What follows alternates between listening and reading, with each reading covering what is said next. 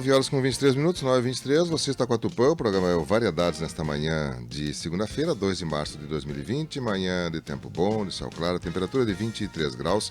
Estamos com o seu programa Variedades no seu rádio, nos 990 kHz, no portal tupã.m.br, nos aplicativos para tablet e smartphone, ao vivo na nossa live, no oferecimento de Teseus 30, esse produto que tem revolucionado o mercado em um problema tão comum entre os homens, a impotência sexual. Teseus 30 você encontra na farmácia de sua preferência. Falando em farmácia, você tem a Nova São João lá com muitas promoções, né? Tem lá, por exemplo, uma base líquida, efeito Mate Vult, 26 ml, R$ 29,99. Tudo isso você tem na Nova São João, lá na Rio Branco, 437, entre as 7h30 da manhã às 11 horas, estará aguardando sem fechar ao meio-dia. Estamos também em nome de Delta Sul, com muitas promoções, facilidades que você tem aqui em Tupã, Nova Serrana, entre o Bradesco e o Banrisul. É tudo para o seu conforto, é para levar, é na Delta Sul, com muitas facilidades. Bom, nós estamos com a presença de Almir Ribeiro de Oliveira, presidente do Clube Amigos da Terra, vereador aqui em Tupã-Ciretã, que nos solicitou um espaço para trazer dois temas. No bloco anterior ele falou sobre essa questão da estiagem, mas também gostaria de tratar sobre a questão do Rio Grande do Sul poder passar a ser zona livre de vacinação de aftosa. Nós já tivemos isso, Almir, há algum tempo atrás, e tivemos um revés bem complicado e traumático até, inclusive, né? O que você gostaria de trazer esse tema novamente aí? Bom, Miguel, esse assunto da aftosa é um assunto extremamente importante para o futuro da pecuária brasileira, e agora está sendo tomado medidas muito interessantes, né? Mas só que a gente está vendo que essas informações a nível de estado do Rio Grande do Sul não está chegando ao produtor rural como deveria. E por isso, desde 2016, o governo está fazendo um estudo, um trabalho para transformar nosso país, o Brasil, em livre da aftosa, sem vacinação. Então, o que aconteceu nos últimos tempos? Ocorreram mais de 30 reuniões a nível de Ministério da Agricultura, ocorreram mais de 200 reivindicações e estudos de condições para estabelecer um status de livre de aftosa e tal, dentro do contexto de orientação até pela OIE, né, a Organização Internacional das Epizootias e tal.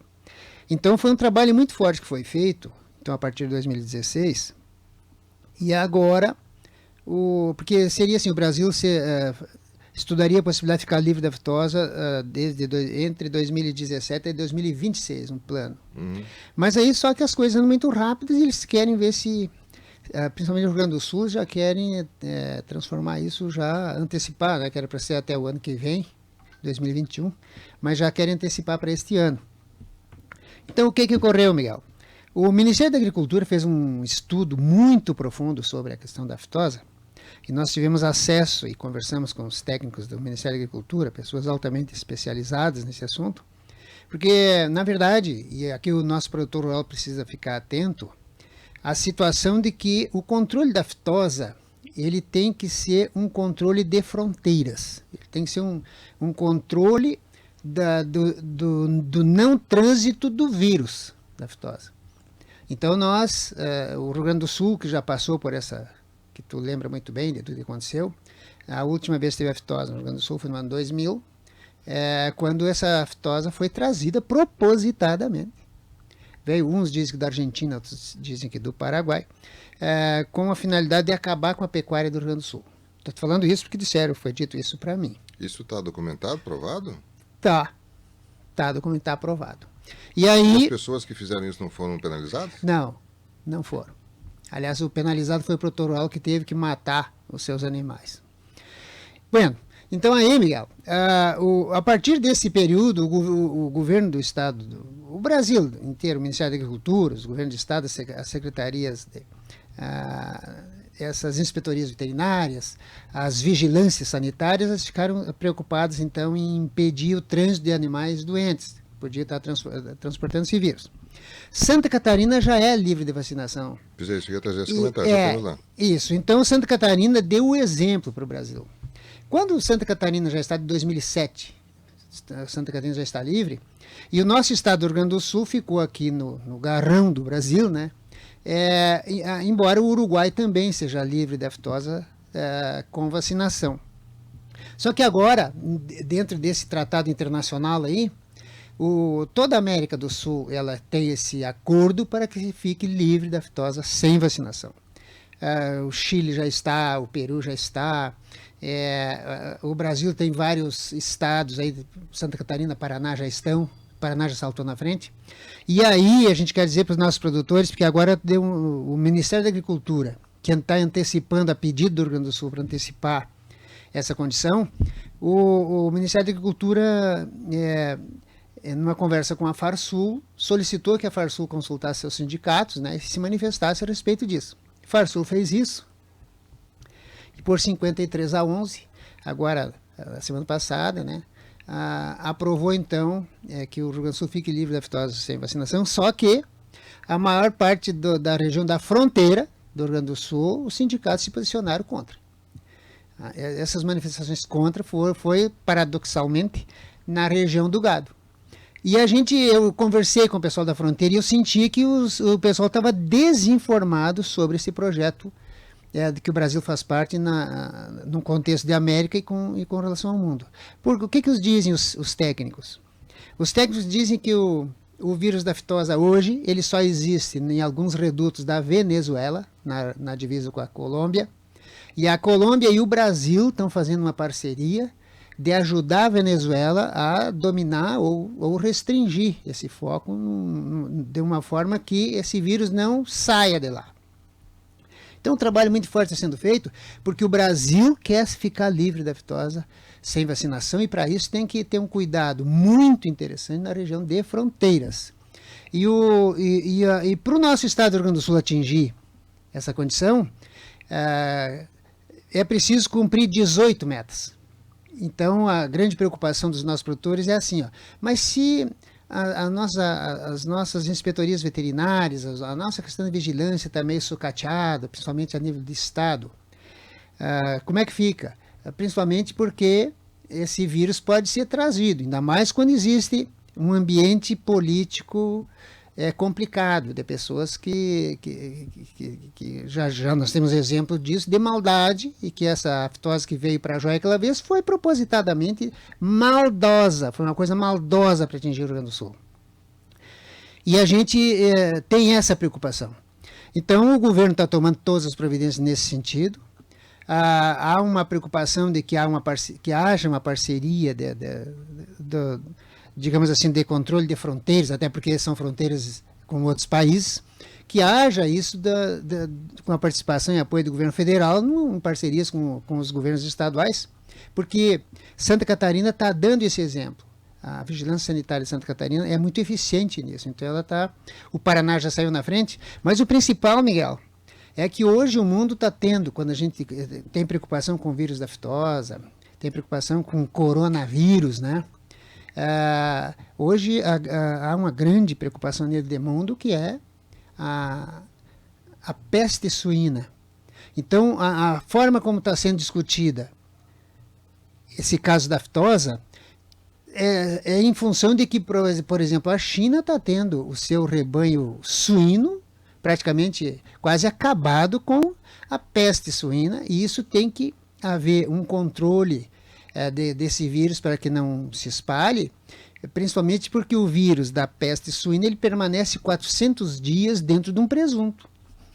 É diferente da aftosa. A aftosa também tem um período que permanece na roupa de quem lida com os animais, permanece na mangueira, no galpão, permanece no pelo do animal, permanece no músculo do animal, afinal, mas não é um período tão longo assim. E principalmente o principal cuidado que tem que ter é fazer com que o vírus não transite.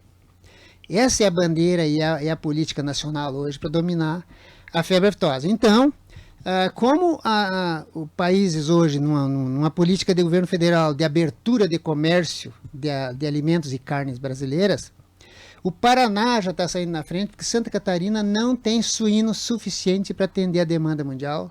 Paraná, junto com Santa Catarina, também não vão ter. Então, já estão oferecendo ao Rio Grande do Sul várias plantas de frigoríficos para a produção de suínos, para atender essa demanda mundial, inclusive na nossa região. Tupã não acordou ainda. Então a gente precisa discutir quais são os projetos que estão aí, e principalmente para atender uma demanda de alimentos. Aí o pessoal já nos disseram assim, olha, mas vocês do Rio Grande do Sul, vocês não têm, os campos estão virando tudo em soja. Isso é verdade. Então, provavelmente, a gente imagina que vai ter uma revolução na área da produção de carne, e essa eficiência nessa produção de carne para atender essa demanda mundial, ela vai depender da produção de alimentos. Então, é preciso que continue produzindo soja, continue produzindo milho. Os nossos campos nativos, que são poucos, terão que permanecer disponíveis para as matrizes, para produzir os terneiros, porque não vai ter terneiros nem matrizes, em função da grande demanda. Mas os animais, tanto os bovinos, porque o bovino macho ele vai ter que ser produzido no futuro quase só em confinamento, porque os espaços que a gente vai ter vai ser para a manutenção das matrizes.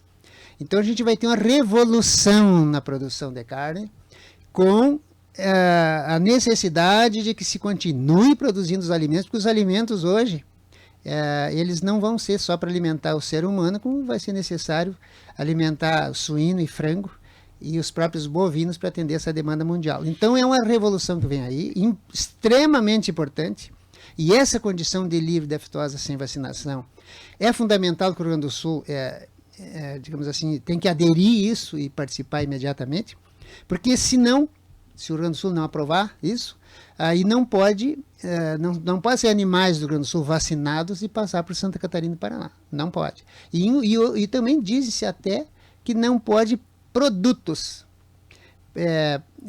transitar de regiões que possa ter o vírus ou que os animais estão sendo vacinados. Então, realmente, nós não temos uma alternativa, e que bom que a gente não tenha. Nós temos que caprichar nas nossas vigilâncias, o produtor tem que participar desse processo.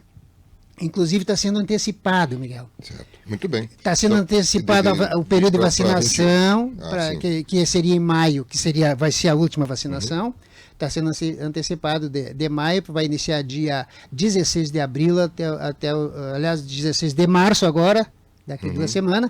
Começa até 14 de abril, e aí o pessoal pede que se providencie mais rapidamente a aquisição dessas vacinas, até para os laboratórios se prepararem para esse período, para concluir essas etapas, essa etapa fundamental e principal. A gente vai ter só mais uma vacinação. Então é importante que o pessoal participe, colabore, vá nas suas inspetorias veterinárias, para que a gente faça essa parceria com o Estado e com o governo federal e finalmente coloque o nosso Brasil, nosso Rio Grande do Sul, nessa condição de livre de aftosa sem vacinação.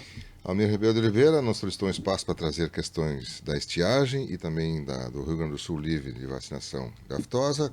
Trouxe esses detalhes para você, colocando a sua posição e a sua condição de representante do segmento, uma vez que está aqui como presidente do Clube Amigos da Terra e também como vereador aqui do Tupancietã. Obrigado pela visita, Almir. Até uma próxima oportunidade. Muito obrigado, Miguel. Um abraço aos nossos ouvintes. 9h36, eu vou a um rápido intervalo. Nós já estamos com os nossos outros convidados aqui aguardando para entrar no ar, para trazer mais informações para você na edição do seu programa Variedades. Programa esse que tem o